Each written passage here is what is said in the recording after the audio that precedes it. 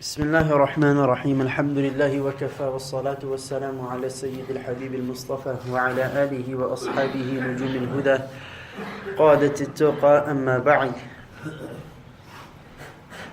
Alhamdulillah, respected brothers and brothers. Yesterday we covered justice. Today we'll cover something very similar, honesty and trustworthiness.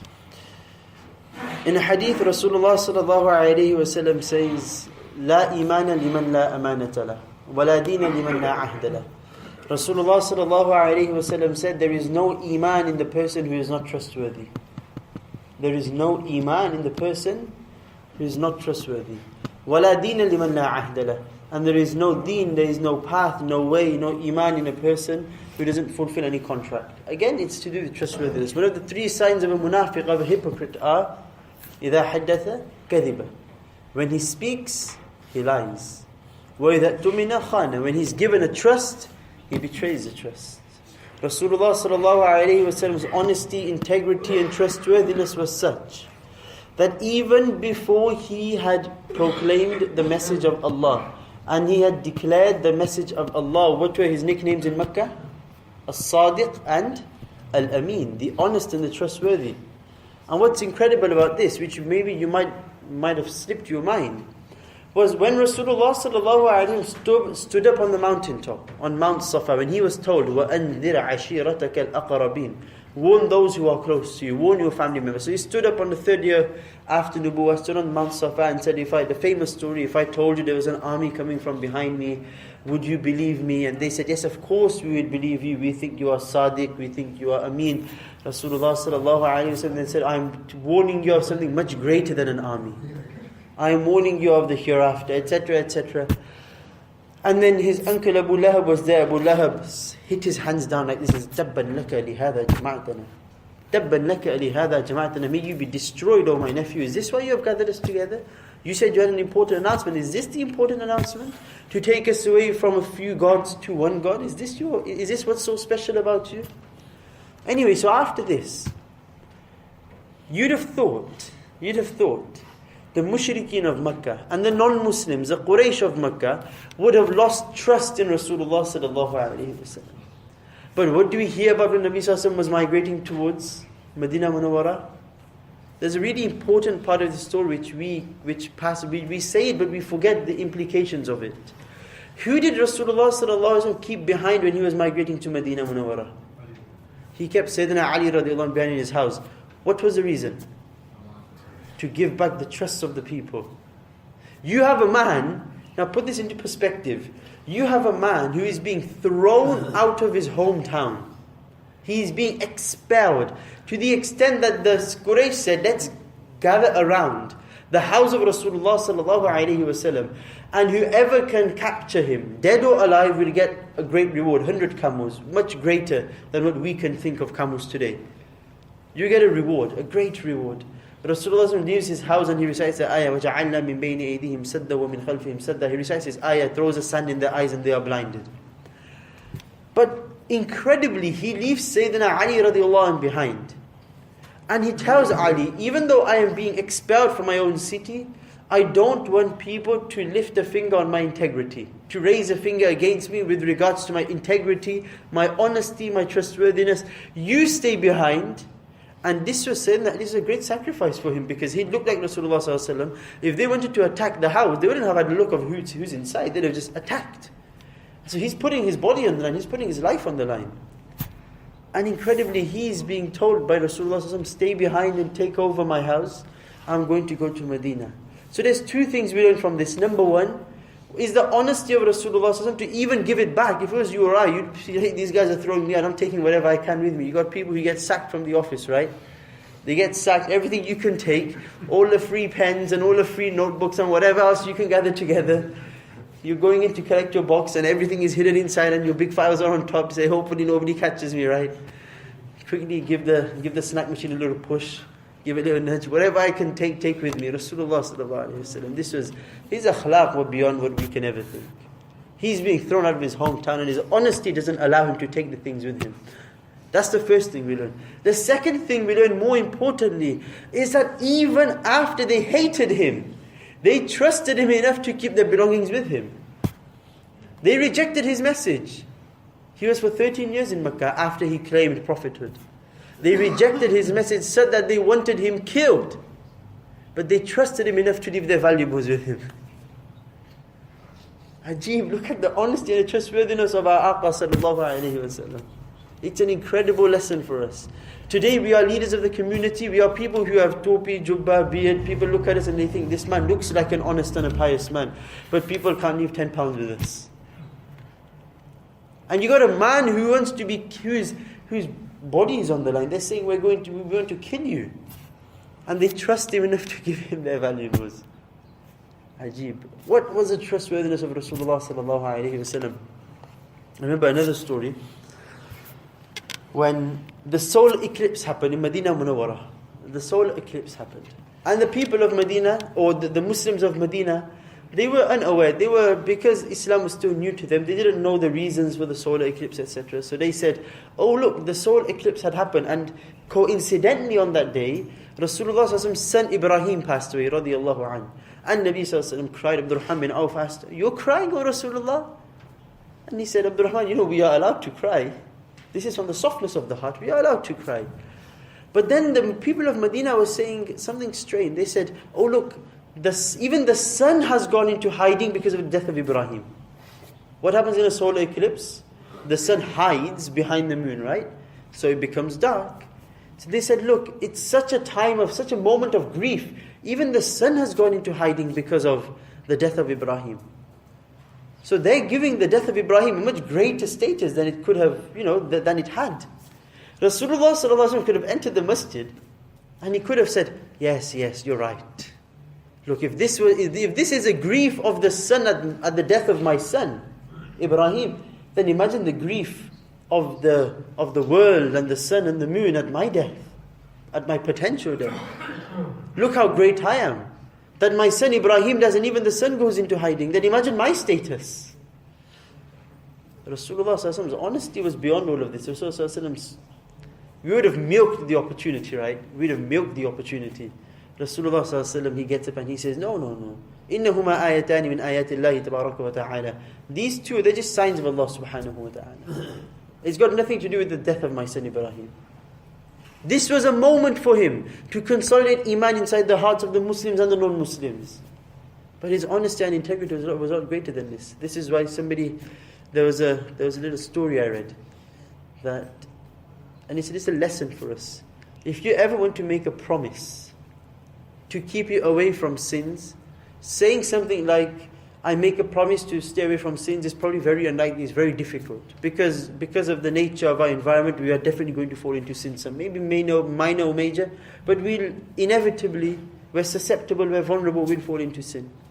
But if you want to make a promise like this, I will never lie. If you make a promise, I will never lie, when you go and do something wrong and your parents ask you, your wife asks you, your children ask you, where did you go? You can't lie. And because of the shame of saying the truth, then you'll avoid the sin.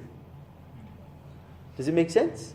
So rather than making a promise against not sinning, you say, I won't lie. But because you know now you can't lie, you'll avoid the sin. Because if somebody asks you, then you've had it. Imam said, where are you heading? And you can't explain to them where you're going. And because I've said, I've promised, I can't lie. So I put myself in a position where I'm going to put myself into embarrassment. And this isn't just a trustworthiness of Allah, His Rasul, the Sahaba around him. All the ahadith and the deen that we have gathered, the deen that has come to us, the channels that we have received the deen from. Every single channel, it was made sure by the ulama that it was with the utmost trust and with utmost integrity and honesty. There's a beautiful story we know of Sayyidina Imam Bukhari rahmatullahi alayhi. He's written the most authentic book after Kitabullah, after the Quran. We know that every time he used to write just the chapter heading, he used to make a ghusl and pray 2 rakats of salah. Every time he put a hadith in, for every single hadith, even if it was repeated, he would do a ghusl and he would pray 2 rakats salah to Allah subhanahu wa ta'ala. And incredible was his honesty, that on one occasion, he had heard that a farmer, a shepherd somewhere had a hadith that he had not received. So Imam Bukhari rahmatullahi goes to meet this shepherd. He goes to meet this man. And he looks at him from a distance. And this man, something was happening with his horse, so the horse ran away. And now the man has to bring the horse back. You know when you have a child and the child runs away, and to bring the child back, you'll tease it, you'll get a sweet out your pocket, and you'll be like, who's this for? And you expect the child to come running back. So what this man did was, the horse has run away. The man takes his shirt, his kurta, whatever he's wearing, and he lifts it up like this, like he folds it up close to his chest. And he opens it and he closes it. To give the impression to the horse that I have food inside. So come back to me. And the horse comes running back. Imam Bukhari rahmatullahi sees this and he goes to see the person. He was very close by. And he says, are you so and so? And the man replies, yes I am. And he said, open your shirt. He opens the shirt, there's nothing inside.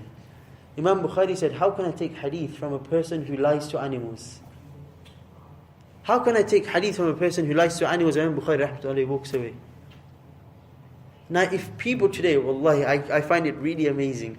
And my wife told me yesterday they have this conversation with their friends. I find it quite fascinating that we have, alhamdulillah, a deen that has come through sahih sanad, meaning a chain from student, teacher, teacher, student, teacher, student, teacher, student.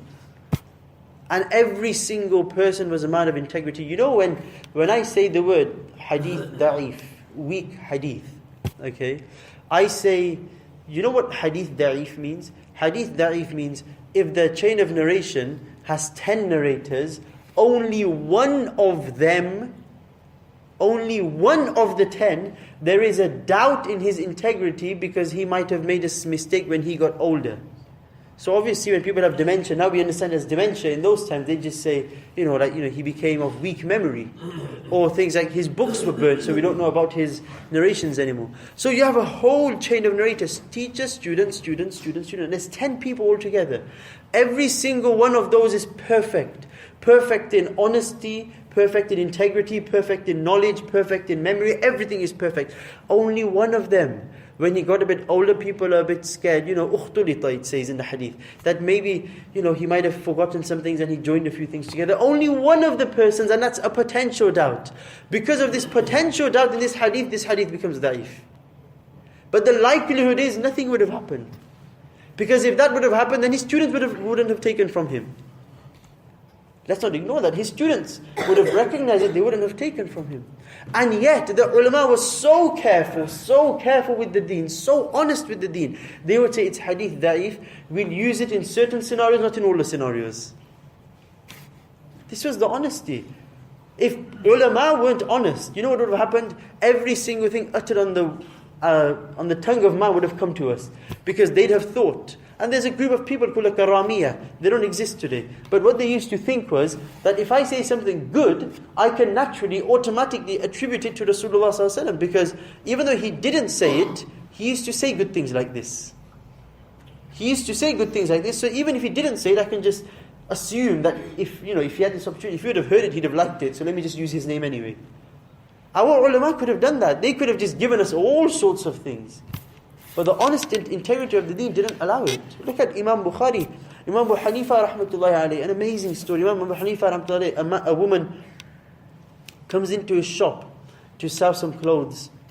And she says, I'll give it to you for 100 dinar. He was a merchant in clothing. So she comes and she says, this is for 100 dirham, take it. He says, it's worth a lot more than this. You're selling it for too cheap. Somebody came to me today. I'm talking of myself. You lot are very pious people. Somebody came to me today and they said, right, this is 80% off. Bismillah, don't give me one, give me 5. I'll give it to my mother and my father and my brother and my sister as well. She comes in. He says, 100 is too little for this. You're selling it for too cheap. It's too cheap. And then he makes her wait there. He says, you wait, I'll show you how cheap it is. He takes it from her. Somebody else walks in, a buyer. He sells this same piece of clothing to her, to the new buyer for 500 dirhams. And he says, look, this was the value of your clothes. And he gives the woman the 500 dirhams. He says, this is for you. This is the true value of your clothes. Jarir bin Abdullah al-Bajali rahmatullahi alayhi. He made bay'ah after Islam. After Islam, he made bay'ah to the hand of Rasulullah sallallahu alaihi wasallam. And he said, "Oh Nabi sallallahu alaihi wasallam," one of the things he said was, "I will look out for my Muslim brother. Ad-deenu an-nasiha. Deen is to look out for others. I will look out for my Muslim brothers and sisters." He sends his slave out to buy a horse one day. And the man is selling the horse. And he's selling the horse for 300 dirhams. The slave comes back. He says, "Jarir, I can get it. It's a bargain price, 300 dirhams." Jarir said, "Let me go and see the horse." He goes to see the horse. He says, 300, this horse isn't worth 300. It's worth a lot more than that. He's buying the horse, not selling the horse. He's buying the horse. He says, "This horse is worth more than 300. You're selling it for too cheap." The man who's selling the horse says, "Okay, give me 400. You agreed 400? Jarir says, "I agree with 400, but increase it further." He says, 500. The seller's loving it, right? He's like, "Okay, this is great. 500. He goes, "No, even worth more than 500. He takes him up to 800 dirhams. He nearly triple the price. And then he gives him 800 dirhams and he says, this is a cheap price for the horse." And he pays 800 and he comes back home. And he said, "This is because I promised Rasulullah sallallahu alaihi wasallam, I am going to be honest and I'm going to look out for the other Muslims." This is what is required from us. Nabi sallallahu alaihi wasallam says about the merchants, and this hadith of course is for all of us. In a hadith, Nabi sallallahu alaihi wasallam actually says, when honesty is taken away, then Qiyamah will come. Look out, فَانْتَظِرِ السَّاعَةِ. Look out for the day of judgment. Sahaba said, "When is this?" And then he says, إِذَا وُسِّدَ الْأَمْرُ إِلَىٰ غَيْرِ أَهْلِهِ فَانْتَظِرِ السَّاعَةِ. When authority is given to people who don't deserve it, then look out for the day of judgment. It's round the corner. All you've got to do is think of examples. We won't say them in the masjid. Think of examples of people who are undeserving of authority being given authority. In deen, in dunya, in masjids, in countries, in organizations. Think of every scenario you can think of. فَانْتَظِرِ. We are being warned. Because when authority is given to people who don't deserve it, they're going, like we said yesterday, they will abuse the authority. They're going to become corrupt. When they become corrupt, from bottom up, that's what's going to happen. Corruption will become rife. Abuse of power will become rife. And honesty, integrity will be lost. And when a person is dishonest, when a person lies, Nabi sallallahu alaihi wasallam says that Allah's mercy is not attracted to such a heart. And a person's heart becomes dark. Because if I don't care about lying, I can make up a whole new life. Technically, I can live a whole different life. And people have no idea. To the extent that Rasulullah ﷺ said about honesty, he said that you shouldn't change your face or the way you look in such a way where people are deceived by how you look. Deception is not part of our faith. Nabi ﷺ came to the marketplace one day and he saw the dates at the top of the bunch were really beautiful, big, beautiful, sweet. And he said, "These are lovely." Then he puts his hand inside. He puts his hands inside and they're wet. They're wet from the bottom. And he says, "Why didn't you put these at the top?" And then Nabi Sallallahu says something that's really is quite worrying for us. إِذَا مَنْ غَشَّنَا فَلَيْسَ مِنَّا. مَنْ غَشَّنَا فَلَيْسَ مِنَّا. If you deceive somebody, فَلَيْسَ مِنَّا, you are not from amongst us. I don't accept you as part of my ummah. فَلَيْسَ مِنَّا. If you are deceitful, if you lie, if you are dishonest in your, especially, now we heard the story of Jarir ibn Abdullah radiallahu anhu, especially for us, any type of trade. Now obviously most of us won't have shops, but we still sell things like if my mobile phone goes, "Oh, I'll sell my phone, I'll sell my car," etc. For you not to disclose, if I don't tell him the full truth, it's not lying, right? If I don't lie, but I don't mention there's something wrong with the car, it's technically not lying, so it's okay. No. It's part of deen. You must mention the defect. You must mention. Imam Abu Hanifa rahmatullahi had a business partner. And he had given this nasiha. That I have this product. This is one product in our shop. Now it's defected. Sometimes it comes. You buy it from the supplier, it comes defected. But you have to be very honest and very clear. It's defected. And he told his partner that the item is defected. Make sure you sell it for a lower price because it's defected. At least tell the person that it is defected. Now the business partner inadvertently, he forgot. He wasn't dishonest, but he forgot. And he sold it without mentioning it. Imam Abu Hanifa comes back and he asks, "What happened about this product?" And his partner says, "Oh, I've forgotten." He goes, do you know who the buyer is? He goes, "No, I've forgotten who the buyer is." Imam Abu Hanifa said, I'm sorry, whatever money you've taken, give it in charity, and let's cut our ties in business. Because I can't have doubtful money inside my business, because Allah will take the barakah away. And barakah is an amazing thing. You can't see barakah. Barakah isn't tangible. You can't say, let me touch barakah. It's like, you can't touch barakah. I'll tell you what barakah is. Barakah is you have a car for a year, you need servicing once a year, that's it. You don't get small problems in your car throughout the year. That's barakah. Barakah is any needs you have, it's fulfilled with the money you have. This is barakah. Barakah is like a rubber band, elastic band. When you stretch the band, it's the same band. When you push the band in, it's the exact same band. What's happened? It's the exact same band, but when you stretch it, you get a lot more out of it. Right? But it's the exact same band. This is barakah. It's the exact same thing that we have. But Allah puts a greater use in it. He makes that thing purposeful and useful for us. So we learned today that Rasulullah ﷺ was an honest man. Sayyidina Abu Ubaidah radiallahu ta'ala, look at this wallahi, we are very far from this. Now for us to replicate this is difficult. For us to replicate it is difficult. But for us to at least attempt to replicate it is farad.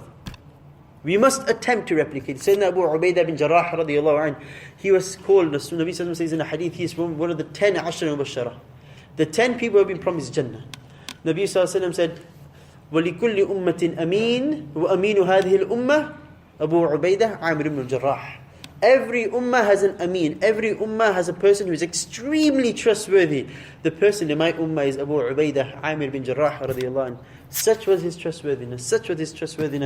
That when he was the governor of Syria, the non-Muslim army came to Hims, known today as Homs. Okay, they came to Hims in Syria, and the non-Muslim army was really large. Now in Syria, in Hims where they were living, there were Muslims and non-Muslims.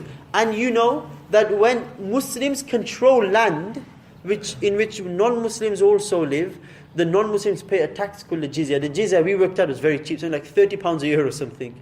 And this £30 a year, one of the guarantees is you can live how you like, there will be no religious persecution, have your churches, have your monasteries, have whatever you want. And one of the conditions that the Muslims must fulfill is the Muslims must protect you. So you are given protection from the Muslim Ummah if you pay this tax when you live in Muslim lands. Now how distant is this Islamic state from the Islamic state we have today? Where you protect the churches, you protect the monasteries, you protect the people of the other religions, you protect their symbols of faith, you protect their lives, you protect their agriculture, you protect their children. How far is the Islamic state today from this? Abu Ubaidah radiallahu anhu, he sees the enemy's army coming. He knows the Muslims in Hims are the proportion is very small. We're a minority. So he calls the non-Muslims together. He says, non-Muslims, gather. They come together. He says, you paid the tax for us to protect you. Unfortunately, the non-Muslim army coming to attack us is too large. And we can't guarantee, we will try to protect you, but we can't guarantee your protection. So here, take a refund on the tax you've paid for the year. Take a refund on the tax you've paid for the year because we have been unable to fulfill our side of the bargain. What integrity and honesty, wallahi, this is, where are we today from the akhlaq and the character of Sayyidina Abu Ubaidah radiallahu anh? In every single one of our dealings, be men of honesty, be men of integrity. Allah subhanahu wa ta'ala will not make you poor. Even if it means that I have to sacrifice some money here, some money there, Allah will not make us poor. If I need to sell my car for £100 cheaper, Allah will not make me poor. If I, for example, made a deal with somebody, and I said, right, let's agree on something, a price, and he says £25, £30, and the next day when it actually comes and he puts the product in your hand and you say, oh, go on, put it a bit lower. This is going against the honesty, because he brought it to you because he expected a certain amount of money. Now for you to try to haggle with him then, if you haggle with him before, it's fine. But when you haggle with him after he's put the product in your hand, and then out of shame he has to say, okay, yeah, you know what, just take it, £5, this is okay. Because he knows now you've got it in your hand, what are you going to do now? You can just run away with it. This is against the integrity and honesty taught to us by Allah and His Rasul sallallahu alaihi wasallam. We can give many examples of deception, many examples of how we need to be honest, and the honesty of the Sahaba ridwanullahi alayhim ajma'in. The highest level of people who are honest are the Siddiqeen. Who was the greatest Siddiq? Sayyidina Abu Bakr radiallahu ta'ala. Why? In the Quran Allah says, وَالَّذِينَ آمَنُوا بِاللَّهِ وَرُسُولِهِ أُولَٰئِكَ هُمُ الصِّدِّيقُونَ. The people who believe in Allah and His prophets, these are the people who are the Siddiqun. Siddiqun are the type of people you believe without thought. Belief without thought.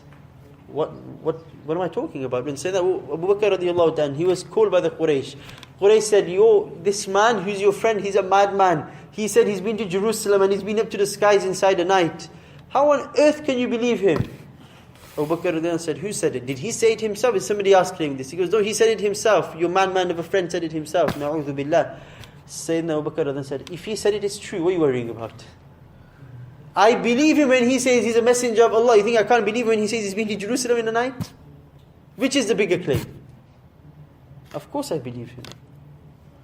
And all of us, to some extent, have trust in other people. Now for them to break this trust is the ultimate betrayal. I give you an example, right? How many of you saw me make wudu today? How many? None of you, because I did it at home. But how many of you saw me make wudu today? None of you. How do you know I stood up on the musalla with wudu?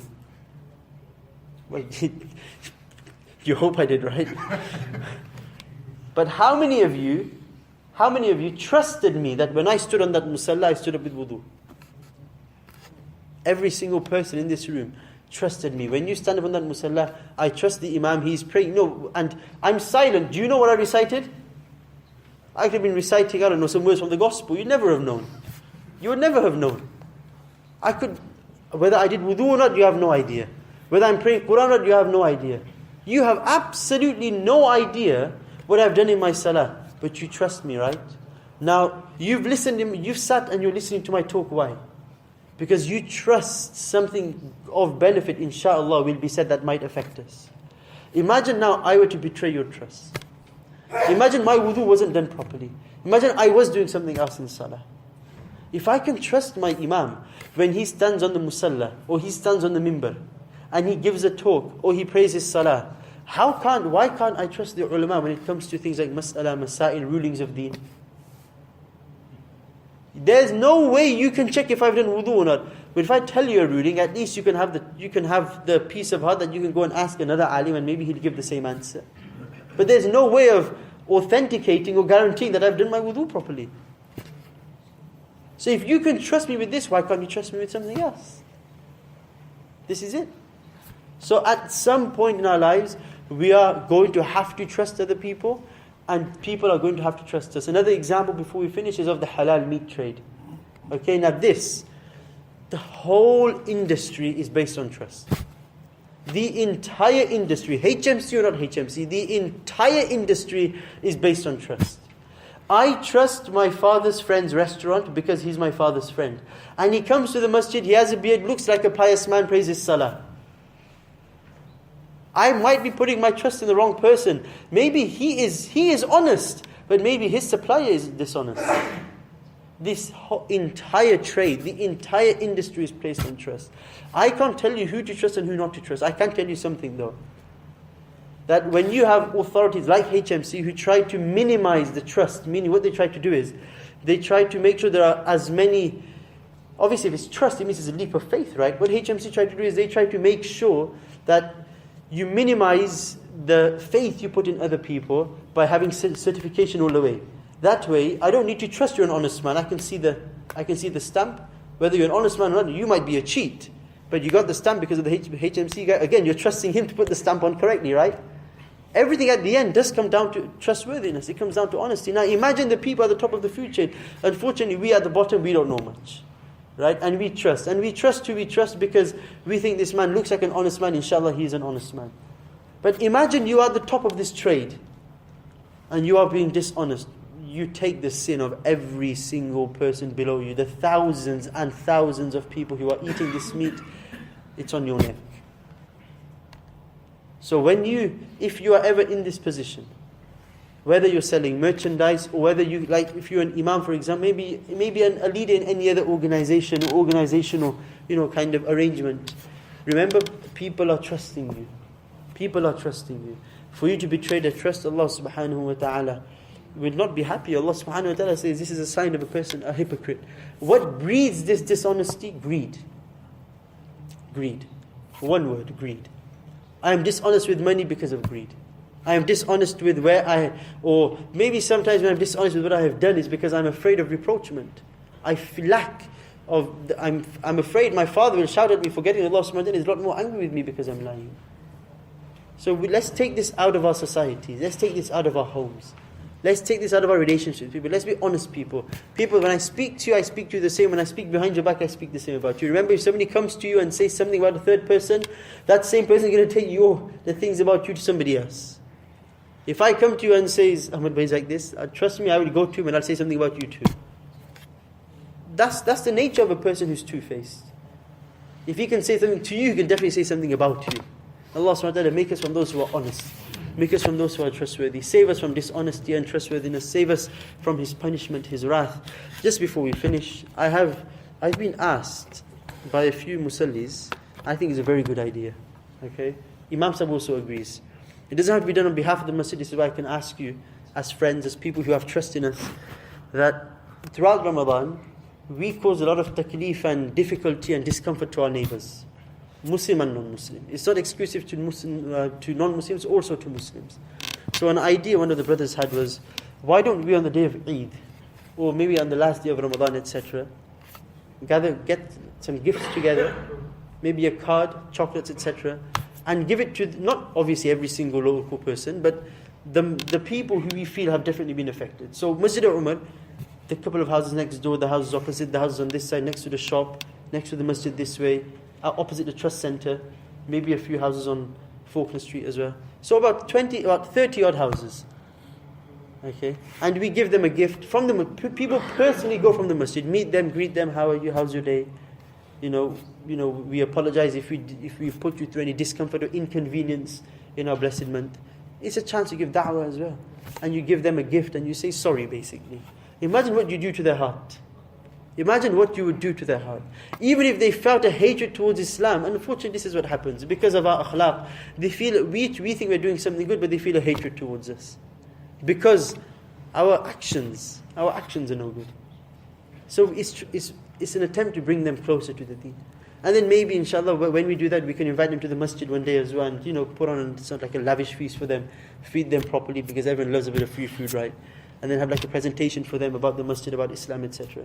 So if we are happy with this, you don't have to come to me personally and say you're happy with it. But if you're happy with this, inshallah, I am collecting. So only lillah. No, this is separate from the zakat. Zakat fund is completely different to this. This is only lillah. Okay? And tell me specifically that this lillah is for this project, inshallah. Obviously, if we're talking about 30 houses, 35 houses, is assuming it's going to be about £10 a house kind of thing. Okay? So let's have a target about £300 kind. If we can get this, the person who gave this idea to me yesterday, put £20 in my hand and said, okay, bismillah, I start, bismillah. Okay, whatever you can manage, whether it's £2, £3, £5, anything you can do. If you don't want to do that, but you want to give chocolates instead, you want to buy the cards instead, bismillah. Whatever you can manage, if you're happy with the idea, inshallah, we're going to do this. If you want to be part of the volunteer team that's then going to go out and hand it out, please come to me as well, inshallah, we'll do this. So you can spread a message of love, peace, and honesty throughout our society. Jazakallah khair.